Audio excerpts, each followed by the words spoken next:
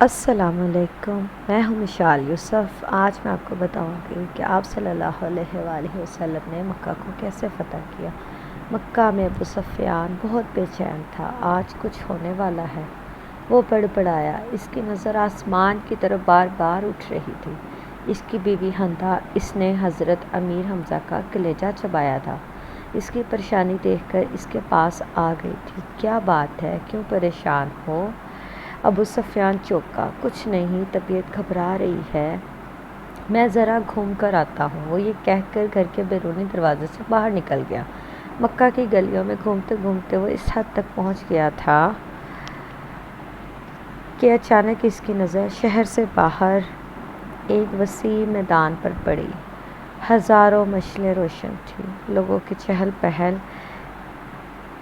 ان کی روشنی میں نظر آ رہی تھی۔ وہ بنبناہٹ کی آواز تھی، جیسے سینکڑوں لوگ دھیمی آواز میں کچھ بڑبڑا رہے ہوں۔ اس کا دل تھک سا گیا تھا۔ اس نے فیصلہ کیا کہ وہ قریب جا کر دیکھے گا یہ کون لوگ ہیں۔ اتنا تو سمجھ ہی چکا تھا کہ مکہ کے لوگ تو غافلوں کی نیند سو رہے ہیں اور یہ لشکر یقیناً مکہ پر چڑھائی کے لیے ہی آیا ہے۔ وہ جاننا چاہتا تھا کہ یہ کون ہے۔ وہ آہستہ آہستہ اونٹ لیتا اس لشکر کے کافی قریب پہنچ چکا تھا۔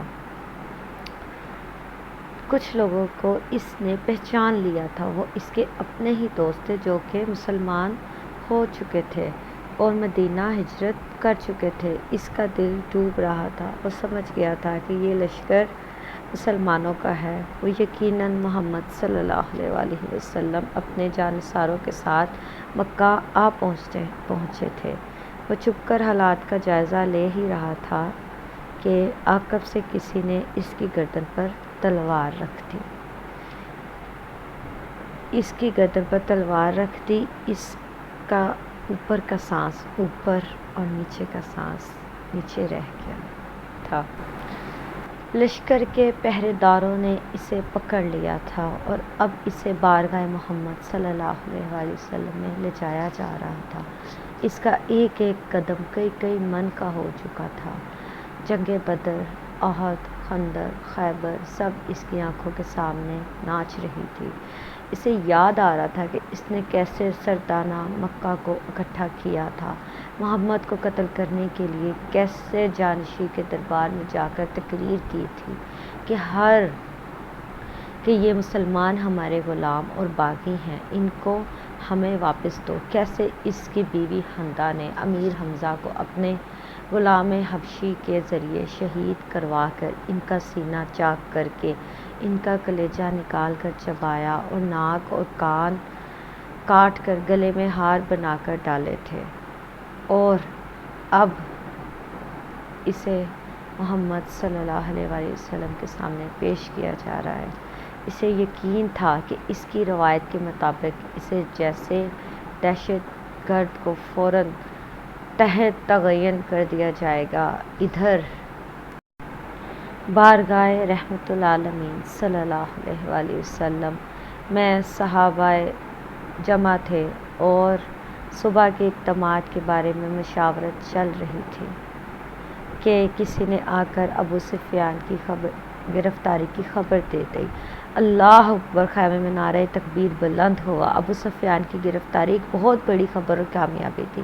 خیمے میں موجود عمر ابن خطاب اٹھ کر کھڑے ہوئے اور تلوار کو میان سے نکال کر انتہائی جوش کے عالم میں بولے، اس بدبخت کو تو قتل کر دینا چاہیے، شروع سے سارے فساد کی جڑ یہی رہا ہے۔ چہرہ مبارک رحمت العالمین صلی اللہ علیہ وآلہ وسلم پر تبسم نمودار ہوا اور ان کی دل میں اتری ہوئی آواز گونجی، بیٹھ جاؤ عمر، اسے آنے دو۔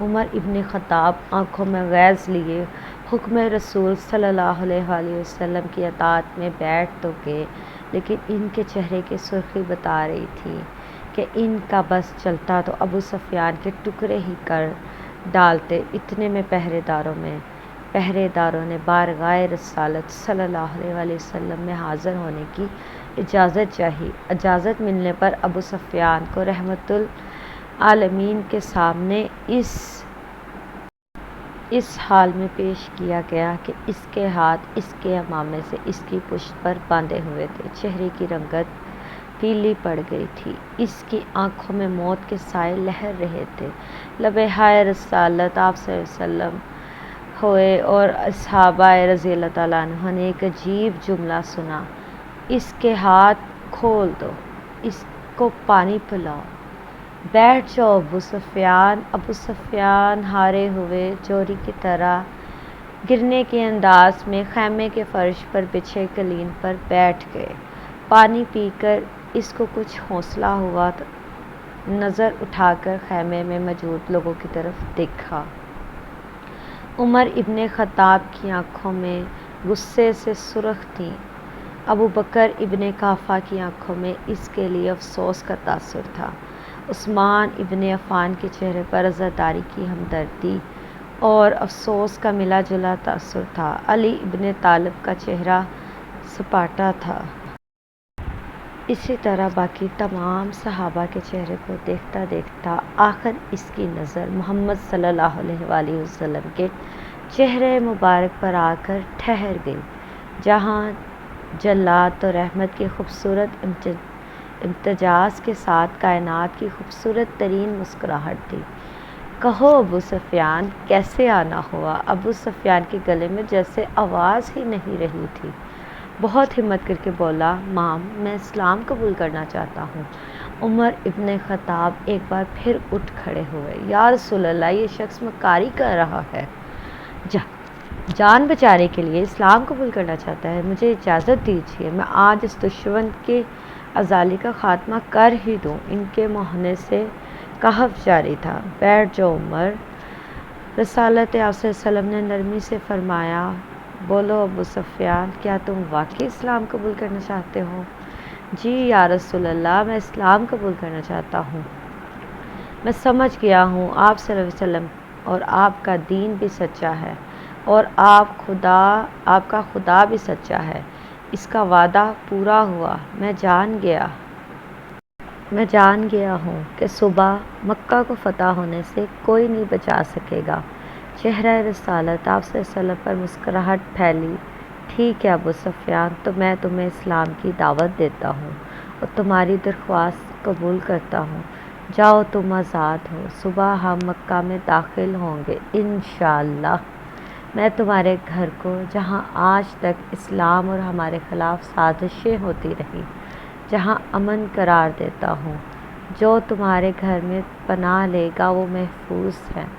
ابو سفیان کی آنکھیں حیرت سے پھٹی جا رہی تھیں، اور مکہ والوں سے کہنا، جو بیت اللہ میں داخل ہوگا اس کو امان ہے، جو اپنی کسی عبادت گاہ میں چلا گیا اس کو امان ہے، جہاں تک کہ جو اپنے گھروں میں بیٹھا رہا اس کو امن ہے۔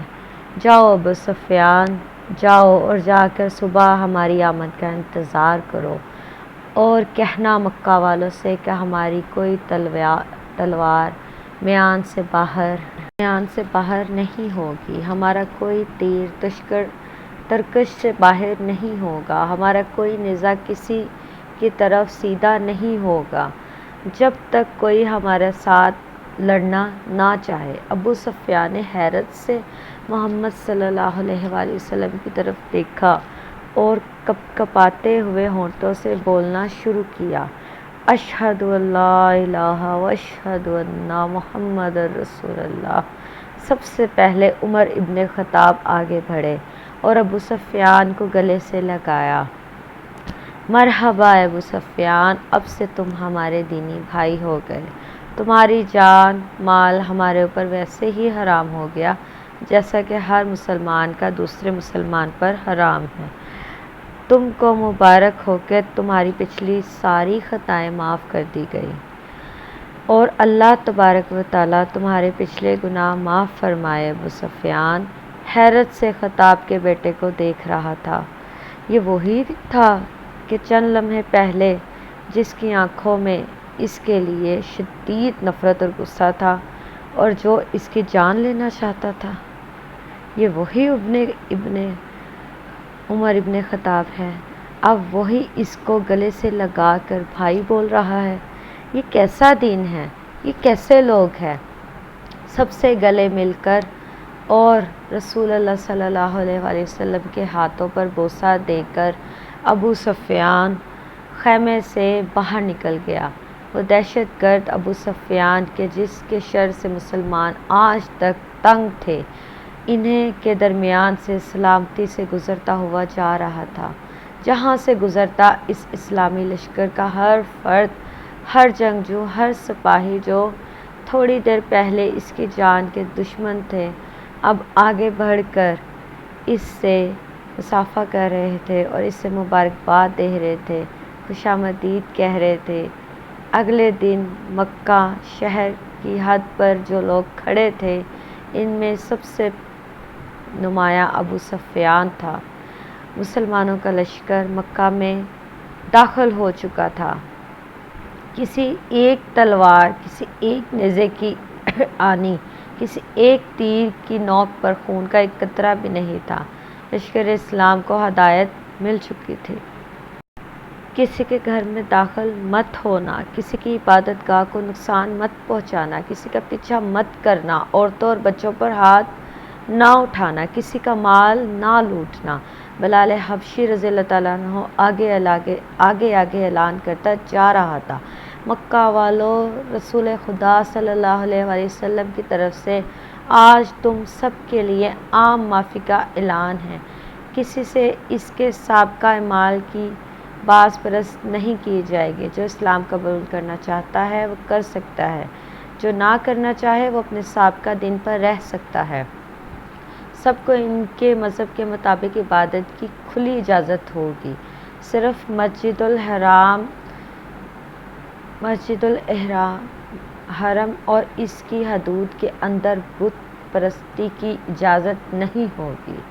کسی کا ذریعہ معاش چھیننے کی اجازت نہیں جائے گا۔ کسی کو اس کی ارث جائیداد سے محروم نہیں کیا جائے گا۔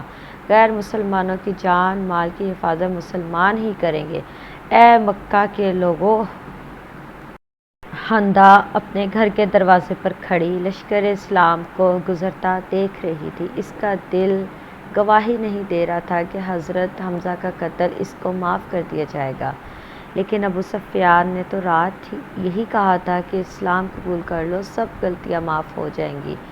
مکہ فتح ہو چکا ہے۔ بنا ظلم تشدد، بنا خون بہائے، بنا تیر تلوار چلائے لوگ جوں تر جوک اس آفاقی مذہب کو اختیار کرنے اور اللہ کی توحید اور رسول صلی اللہ علیہ وآلہ وسلم کی رسالت کا اقرار کرنے مسجد حرم کے صحن میں جمع ہو رہے تھے، اور تبھی مکہ والوں نے دیکھا اس ہجوم میں ہندا بھی شامل تھی۔